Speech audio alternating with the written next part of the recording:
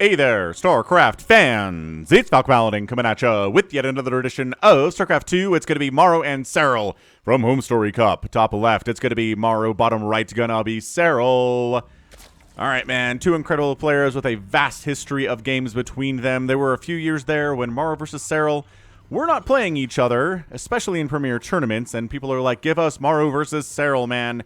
And so they did, and they give us good games. But lately, Maru has been performing super poorly against Serral. And it's not a TVZ thing, man. Right? Because Clem can take down Serral easily in Premier tournaments, as evidenced by Home Story Cup and the Esports World Cup. So, what is he doing differently?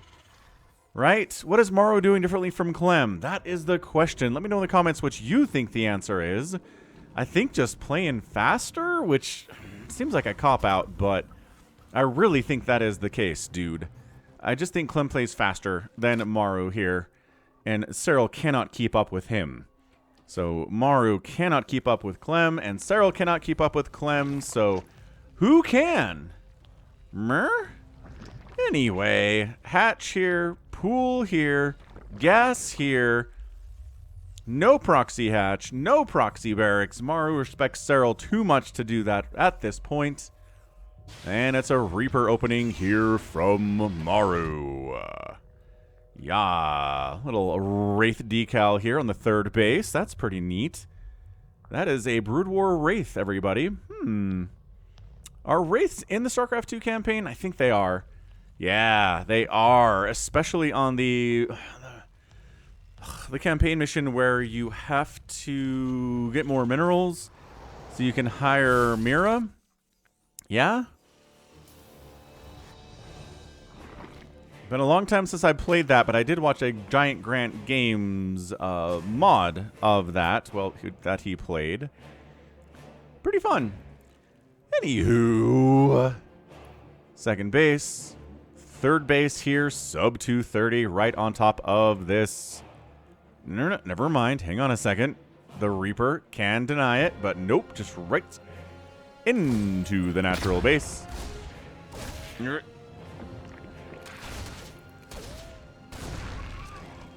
And bam, 233 third. I know that this Reaper could have delayed the third base, but maybe forcing out Lings is pretty much equivalent.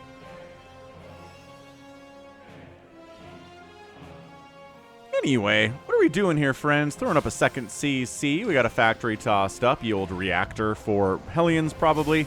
We're going to swap this over. Take it. Bam. Do you remember the first time that you saw this? That you saw a factory swapping over onto a reactor that the barracks had left? And being like, now we can make 2 Hellions at a time. My brain was like, totally exploded. I was so excited for that.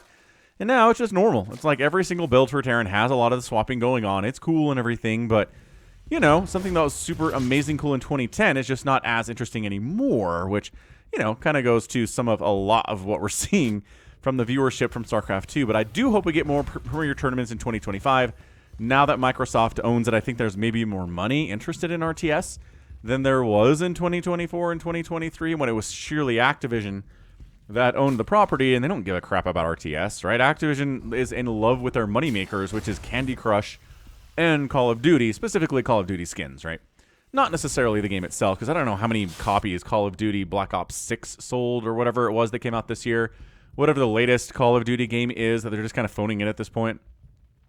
Maybe you're a huge fan. I don't know. Probably not. So, Aliens, based on the fact you're watching a StarCraft game, probably not hugely a fan of Call of Duty. Maybe some of the older ones, right? Maybe, but the current one, I don't know if there's anybody with a massive love for that game. Regardless, this is Serral scouting exactly what's happening. He sees the third CC. Wonderful.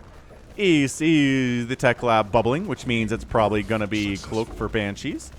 And he might even survive, actually. Getting out. No way he survives. No way this Overlord survives. That'd be the worst thing in the world for Maru right now. Dude, he's going to survive.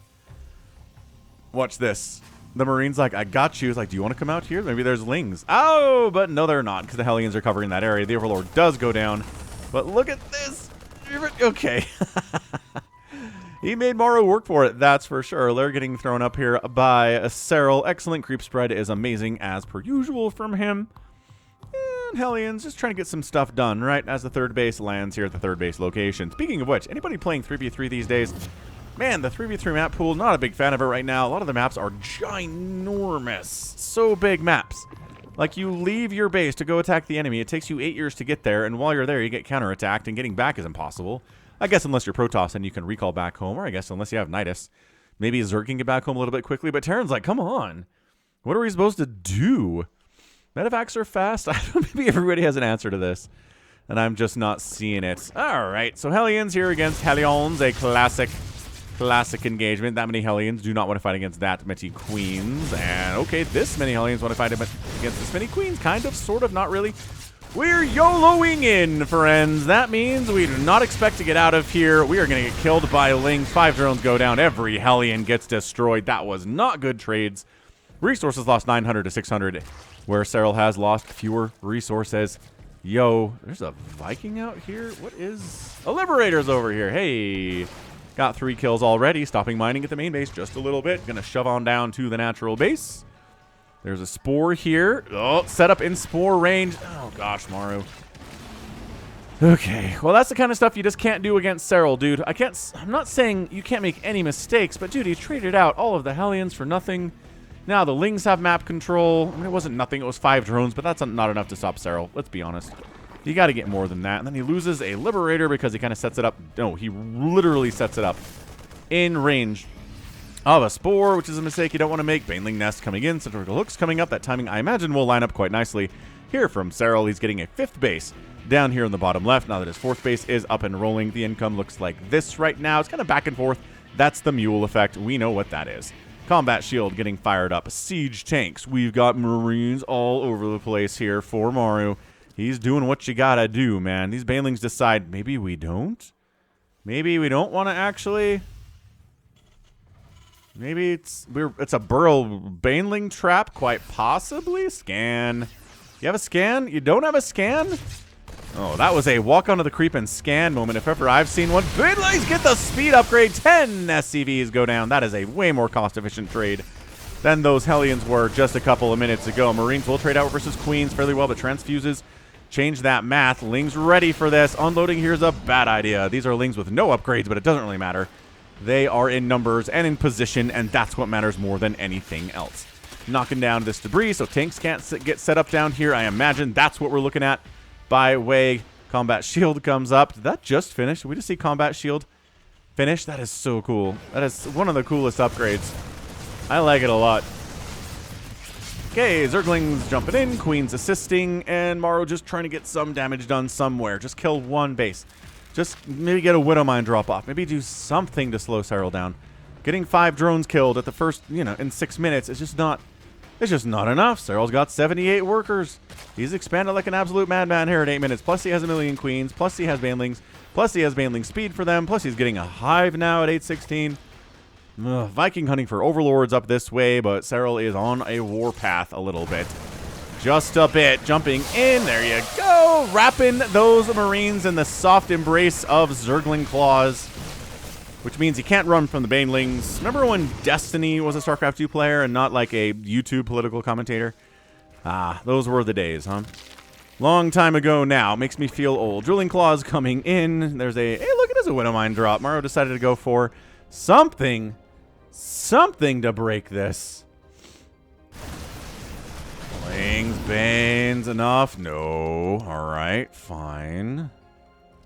Swinging around.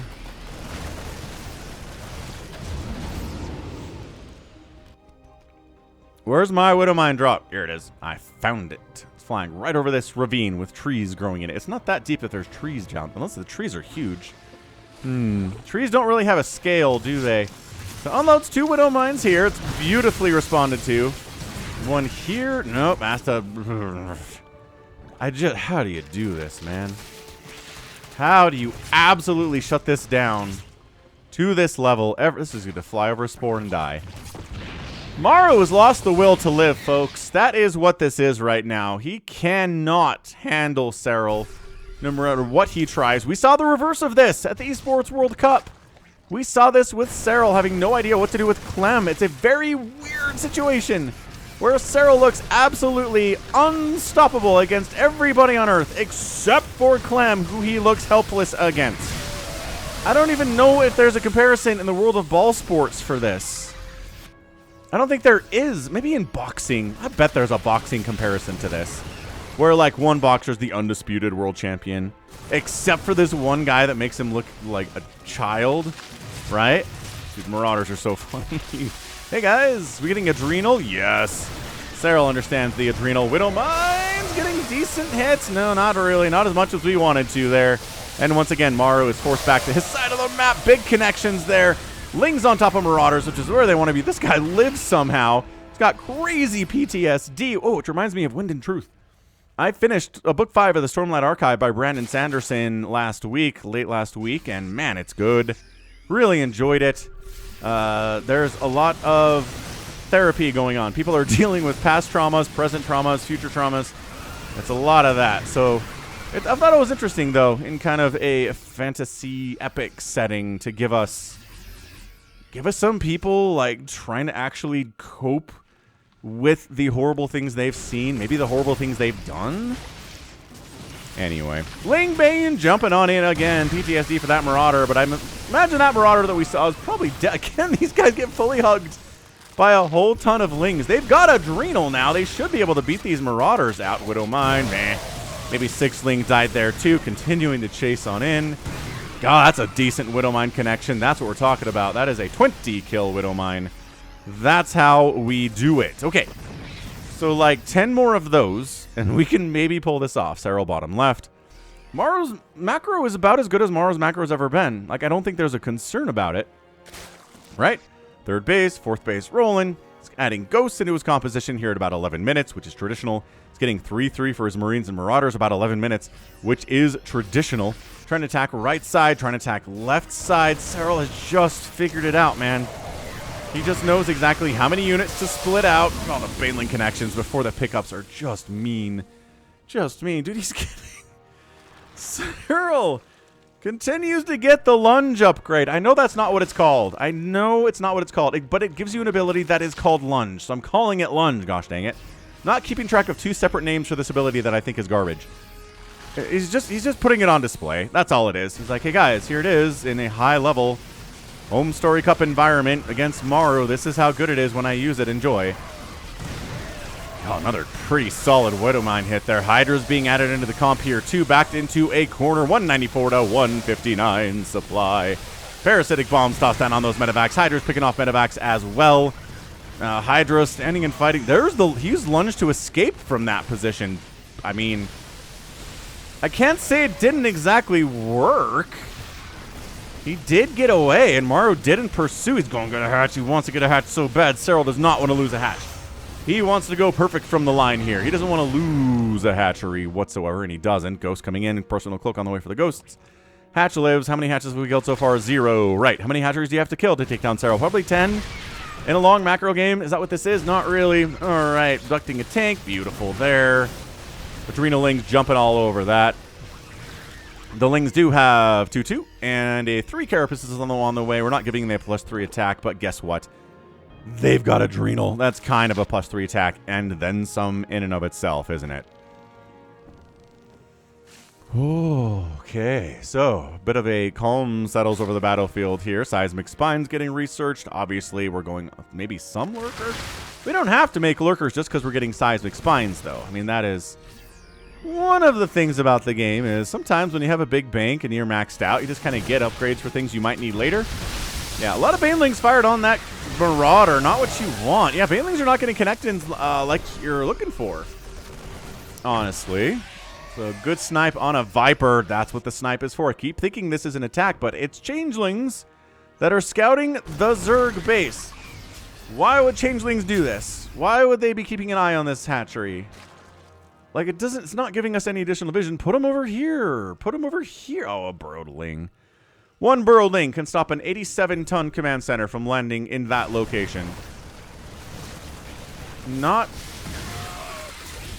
for lore reasons, obviously, but there's another. There's another lunge. Burrows another Ling here. The command center is going to die. Maru is actually attacking down this left way, and that hatch is going to go down. Hey, one hatch down in exchange for a command center, though. Not great when Serral already has this many bases that he's rocking with. 1, 2, 3, 4, 5, 6 bases. The 7th going down is not that big of a deal because he knocked you down to 4, and the math... Oh, actually, the 5th is coming up. Okay, Maru. I see you. Adaptive Talons coming in. We still don't actually have any lurkers, nor are there any in production. I don't know what world he would need in order to do that. I'm trying to figure out. Anyway, got ourselves a sensor tower up.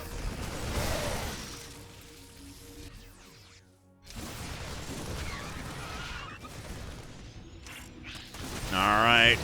Widowmine. Oh, it's a good hit there. 13 kill Widowmine. The power of Widowmines compels you. This is not even a lurker. This is not a lurker Nidus. This is a straight up... I don't know what's in that Nidus. I'm going to imagine there's nothing in that Nidus. Okay, some Zerglings. Great. Some 2, 3 Cracklings are in here, which actually are going to kind of win this. No, they do not. Never mind. Stim is way better than sometimes I anticipate it being. Hard to judge those things. Burrowlings. No, Maru knows your tricks. Going to shut that thing down. 7th base coming up. 8th base coming up. Expanding to the corners here on Whispers of Gold, which, I don't know. I like it. It's a pretty good map. Don't have any complaints about this one. Creep is about halfway across the map here, which Maru has to deal with every time he steps across the map to try to get some work done here. He's expanding twice. Every time he steps onto the creep, a Zerg force encircles him and destroys him and forces him to pick up and run away. And now there's parasitic bombs and hydras to deal with and abducts, and there's just a lot to be worried about. Infestors adding to the party here. Boom, there they go. Their model was reduced a little bit, a couple of patches ago, to make them a little bit harder to EMP or snipe, but that's still a nice EMP on the Vipers. Sickly done. Really nicely done. Banelings taking down the planetary. Yes, they do. Chasing away. Falling back. 7 SCVs go down. More of them trying to run. Some of them actually making it out. And it's a lunge away back onto the creep that kind of works. They did have their movement speed on creep nerfed a little bit. And they were given the lunge as compensation. Lings, oh my gosh. Lings couldn't take down that Zergling in time with the scan because it has the +3 ground carapace. This bottom left 7th base, or 6th base, is in trouble again. Transfuses, keeping that alive on some level anyway. But yeah, tap that like button if you're enjoying this cast. Nice lunge in. I just don't think it gives you enough distance. Doesn't matter. GG. Serral gets the win. And once again, he's just incredibly capable of... like, incredible of getting the win here on the... kind of looks like on the back of a lunge, but of course that's not what it is. Right? It's not on the back of lunge. We need to slow this down a little bit, and there it is. That's at, like, half speed, man. Like, can we measure the distance? Can we get, like, a ruler and some other stuff out here? Why did we rewind so far this time? Sometimes the rewind button takes you back, like, 8 years. You didn't really want to do that. Okay, so look. Bonk. We're basically pre-lunge here, right? Pre-lunge is here. Pre-lunge is here. Oh, here. Pre-lunge is here. Pre-lunge is here. Pre-lunge is here. Pre-lunge is here. Pre-lunge is here. There it is. Pre-lunge is here. And it goes like here. Or maybe at the most here. Yeah. I think Maru's just tired of getting styled on, right? He's like, you're using the ability that's not very good and you have defeated me. GG. And Serral's like, I'll take it, man. Killed 1 planetary in exchange for 1 hatchery. Serral's just everywhere. And you watch this game and you go, how does anybody beat Serral? Honestly, how does anybody beat Serral? And then Clem comes along and smacks him around with a large trout, and Serral looks like a lost, scared schoolboy. And you're like, how does anybody beat Clem? It's insane. I don't understand what's going on exactly. Again, it's just speed. It's just Clem can be dropping 3 places at once, microing in all of them, doing a round of macro, getting upgrades, and expanding 2 times when everybody else can manage 2 of those things. Or maybe 3, right? Whew, exactly 600 Lings died. They all died with Adrenal, therefore I salute them. It's 3-3 for the Marines. It's Ghosts. Ghosts are 3 supply. I can't go to balance questions for this. I can't look at it. Yeah. Just can't look at the balance and explain what's going on here. That isn't it. So Maru needs to work on his game, and we will see how he does in 2025. But Maru fans are disappointed right now. Serral fans are like, why can't we do this against Clem? I don't know. Again, let me know in the comments if you want to explain it to me. So that is it. This is going to be it for me. This has been Falcon Paladin coming at you with yet another edition of StarCraft 2 Legacy of the Void. Go ahead, hit that like button, hit that subscribe. If you like what you saw and what you heard today, you can also catch me on Twitter, Facebook, Patreon, and Twitch, all at /Falcon Paladin. And until next time, as always, thank you so much for watching, and you take care of yourself.